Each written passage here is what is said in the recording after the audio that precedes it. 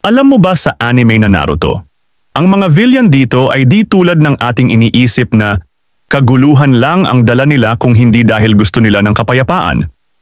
Oo, tama ang narinig nyo, kapayapaan ang dahilan, at ayan ang pag-uusapan natin sa episode na to. We want peace and happiness, but the world just won't allow it. Marami sa kanila ay may mas malalim na dahilan. Pero paano nga ba nagbago ang kanilang mga pananaw? Tara, alamin natin.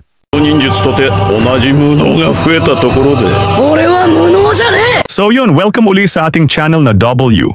Ngayon ang tatalakayin natin sa episode na to ay ang katotohanan sa mga layunin ng mga villain sa Naruto. Nais ba talaga nila ng kapayapaan? Magsimula tayo kay Pain o Nagato, ay isa sa mga pinakakomplikadong villain sa Naruto. Sa likod ng kanyang brutal na paraan, siya ay naniniwala na ang tunay na kapayapaan ay makakamit lamang sa pamamagitan ng takot at sakit.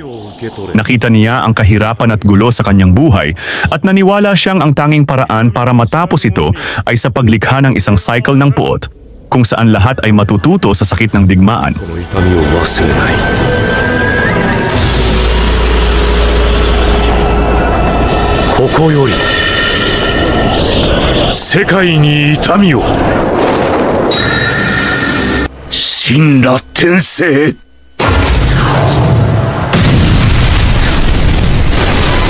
Pangalawa naman ay si Madara Uchiha ay may ibang pananaw.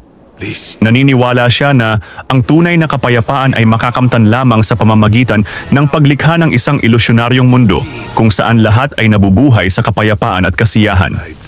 Sa pamamagitan ng Infinite Tsukuyomi, nais niyang alisin ang lahat ng pagdurusa sa mundo sa pamamagitan ng isang radikal na hakbang. Pero para kay Madara, ito ang tamang solusyon. The fun is just about to begin, but it appears that I'm going to need to move soon. At pangatlo ay si Obito Uchiha ay nahubog ng trahedya sa kanyang buhay. Nang makita niyang nasira ang kanyang mga pangarap, sumunod siya sa plano ni Madara upang lumikha ng isang bagong mundo. Ngunit sa ilalim ng lahat ng ito, ang kanyang mga aksyon ay nakaugat sa sakit ng pagkawala ng kanyang minamahal at ang hangaring bumuo ng isang mundo kung saan hindi na mauulit ang kanyang mga trahedya.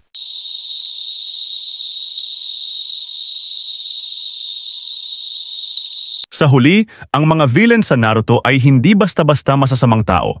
Sila ay mga karakter na hinubog ng kanilang mga karanasan at pangarap, at kahit mali ang kanilang mga pamamaraan, ang kanilang mga layunin ay nagsasalamin ng isang malalim na pagnanais para sa kapayapaan. Ito ang tinatawag natin na broken hero. Kung nagustuhan nyo ang video na ito, huwag kalimutang mag-like, mag-subscribe, at i-click ang bell icon para sa mas marami pang anime content. Maraming salamat sa panunood sa W Channel. Pwede kayo mag-request sa susunod na content at magpa-shoutout. Kita-kits tayo sa susunod na video.